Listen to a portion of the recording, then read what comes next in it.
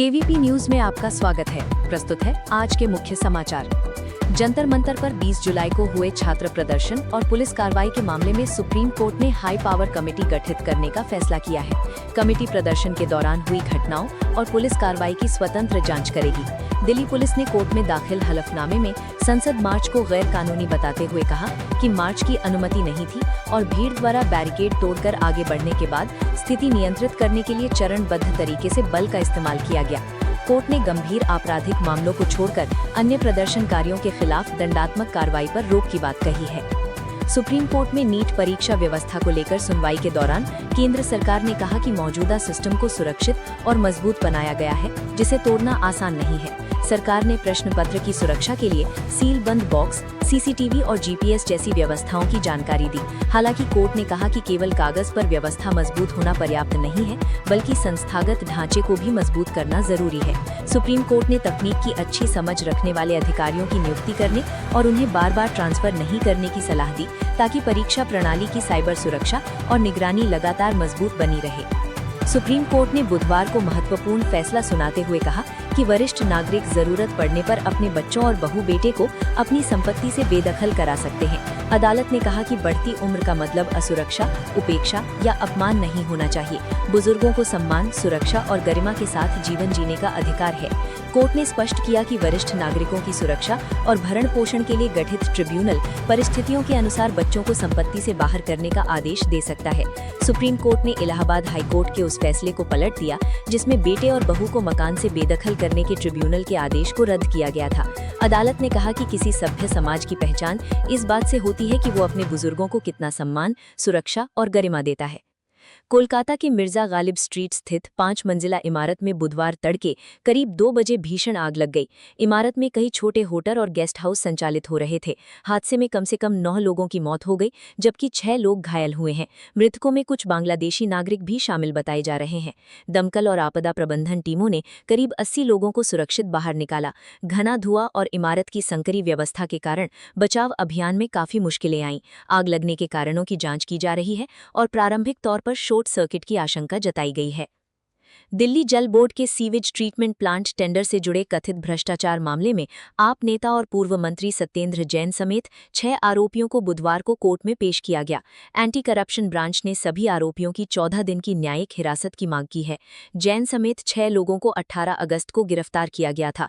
जांच एजेंसी का आरोप है कि टेंडर प्रक्रिया में कथित तौर पर अनियमितताएं और शर्तों में हेरफेर कर एक निजी कंपनी को लाभ पहुंचाया गया। आरोपों की अंतिम पुष्टि अदालत में सुनवाई और न्यायिक प्रक्रिया के बाद होगी।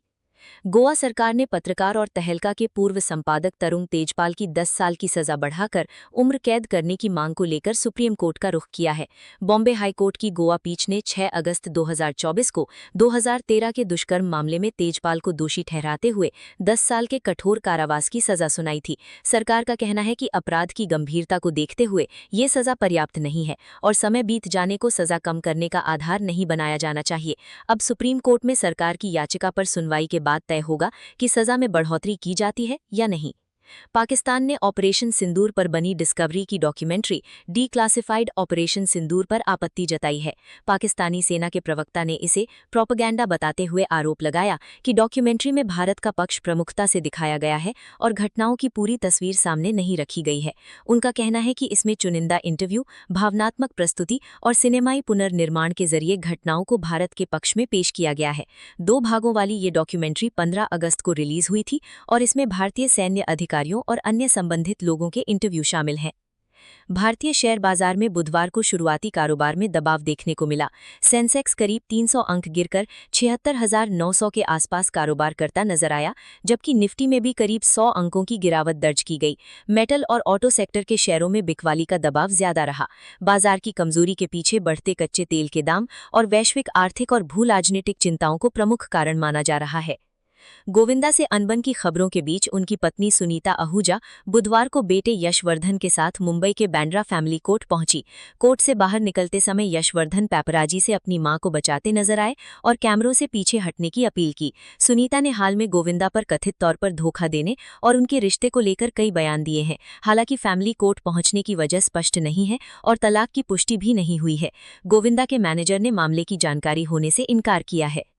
पाकिस्तानी टिकटॉकर शम्सू बीबी, जिन्हें आयशा गिलमाना के नाम से भी जाना जाता था, की टैक्सिला में गोली मारकर हत्या कर दी गई। रिपोर्ट्स के मुताबिक उन्हें फोन कर घर से बाहर बुलाया गया था, जिसके बाद वो भाई बहन के साथ कार से निकली। रास्ते में बाइक सवार हमलावरों ने कार पर गोलीबारी की, जिससे कार अनियंत्रित होकर दूसरी गाड़ी से टकरा गई। घटना में आयशा की मौत हो गई, जबकि उनकी बहन घायल हुई। पुलिस सीसीटीवी और सर्विलेंस फुटेज की मदद से मामले की जांच कर रही है और संदिग्धों को हिरासत में लिए जाने की खबर है।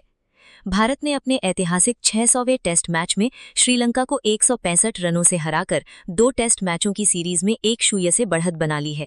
गौल में खेले गए मुकाबले में भारत ने श्रीलंका को 372 रन का लक्ष्य दिया, लेकिन मेजबान टीम दूसरी पारी में 206 रन पर ऑल आउट हो गई। बाएं हाथ के स्पिनर मानव सुधार ने मैच में कुल 10 विकेट लेकर भारत की जीत में अहम भूमिका निभाई। वहीं देवदत्त पड्डीकल ने पहली पारी में शानदार 167 रन बनाए और उन्हें प्लेयर ऑफ द मैच चुना गया। हॉकी वर्ल्ड कप 2026 में आज भारत और पाकिस्तान के बीच हाई वोल्टेज मुकाबला खेला जाएगा।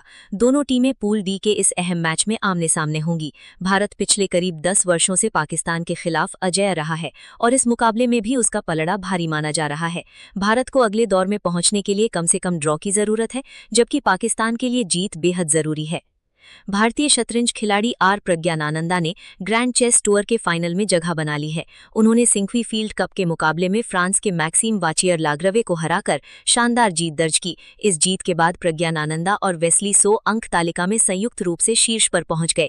प्रज्ञानानंदा के इस प्रदर्शन से उनके फाइनल में पहुंचने की राह साफ हुई और भारतीय शतरंज के लिए ये एक बड़ी उपलब्धि मानी जा रही है। भारतीय महिला हॉकी टीम ने 2026 हॉकी वर्ल्ड कप में दक्षिण अफ्रीका को 6-1 से हराकर टूर्नामेंट की सबसे बड़ी जीत दर्ज की। एम्स्टनवीन में खेले गए मुकाबले में भारत की ओर से सुनीलिता टोप्पो, नवनीत कौर, सुशीला चानू, दीपिका, लाल रेमसियामी और साक्षी राणा ने गोल किए। दक्षिण अफ्रीका केवल 1 गोल कर सका। इस शानदार जीत के साथ भारत पूल डी में शीर्ष पर पहुंच गया और वर्ल्ड कप इतिहास में अपनी पिछली 4-1 की सबसे बड़ी जीत का रिकॉर्ड भी पीछे छोड़ दिया। एशियन ओपन में भारत ने दूसरे दिन शानदार प्रदर्शन करते हुए 11 मेडल अपने नाम किए, जिनमें 4 गोल्ड और 2 सिल्वर मेडल शामिल हैं। इस प्रदर्शन के साथ भारत के कुल पदकों की संख्या 19 हो गई है और टीम ने मेडल टैली में अपनी टॉप पोजीशन बरकरार रखी है। भारतीय खिलाड़ियों की लगातार बेहतरीन उपलब्धियों से प्रतियोगिता में देश का दबदबा मजबूत हुआ है। बैडमिंटन वर्ल्ड चैंपियनशिप में भारत के लिए दिन अच्छा रहा। उन्नति हुड्डा और लक्ष्य सेन ने अपने अपने पहले मुकाबले जीतकर अगले दौर में जगह बनाई। वहीं त्रिसा जॉली और गायत्री गोपीचंद की भारतीय महिला डबल्स जोड़ी भी आगे बढ़ी। हालांकि मिक्स्ड डबल्स में भारतीय जोड़ियों को हार का सामना करना पड़ा। उत्तराखंड में भारी बारिश के कारण जनजीवन प्रभावित हुआ है। प्रदेश में 124 सड़कें बंद हैं, जबकि टिहरी डैम का जलस्तर वार्निंग लेवल को पार कर गया है। बारिश और तेज बहाव के बीच बीआरओ का वैली ब्रिज नदी में गिर गया, जिससे चीन सीमा से संपर्क टूट गया। वहीं मलबे के साथ एक वाहन भी बह गया। प्रशासन और राहत एजेंसियां प्रभावित क्षेत्रों में स्थिति पर नजर बनाए हुए हैं। देहरादून में मणिमाई मंदिर के पास बुधवार को सड़क किनारे खड़े लोडिंग वाहन से एक वैन टकरा गई। हादसे में वैन में सवार 2 लोगों की मौके पर ही मौत हो गई, जबकि 5 अन्य लोग घायल हुए। बताया गया कि मृतक वैन की फ्रंट सीट पर बैठे थे।